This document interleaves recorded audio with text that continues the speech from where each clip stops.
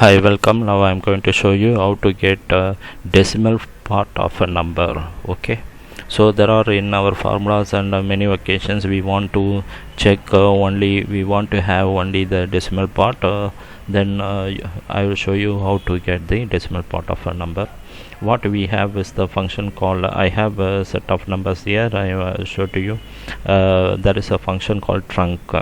Trunk, what it does is it removes the decimal part and give you the integral part of the number, integer part of the number. Okay, so I will show to you here how trunk work. Okay, trunk has is very general function. It is trunk is a number of to an integer by removing the decimal fractional. So decimal also you can make it how many decimal parts you want, 1 or 2 or how many. All this can be done in the trunk, but what our objective here is to get only the integer part. How can we do the integer part? What we can do is the integer part of a number is just leave the decimal part argument of trunk is 0. Okay, so it will give you the integer part of a number. What I can do is I just use trunk. The number of digits, I don't want any fractional digits. I just leave it 0.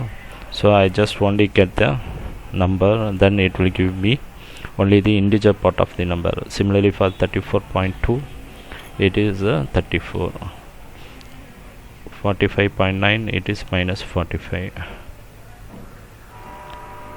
Minus 8.2 is 8, minus 8. Okay, this part is the integer is 0, 0.07, 0. Minus 0.07 is just 0 as well.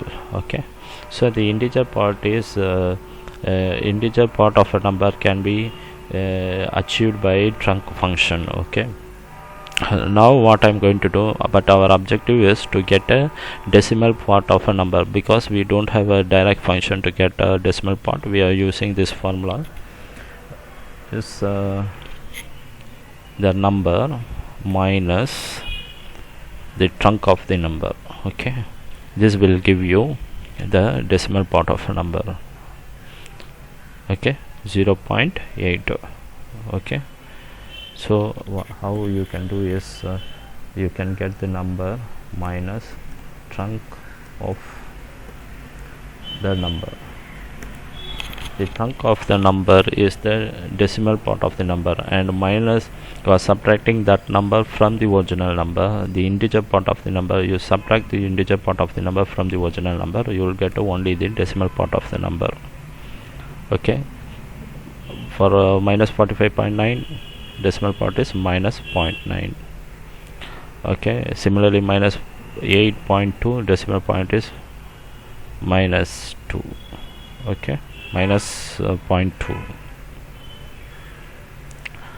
0.07 is 0.07, and minus 0.07 minus 0.07.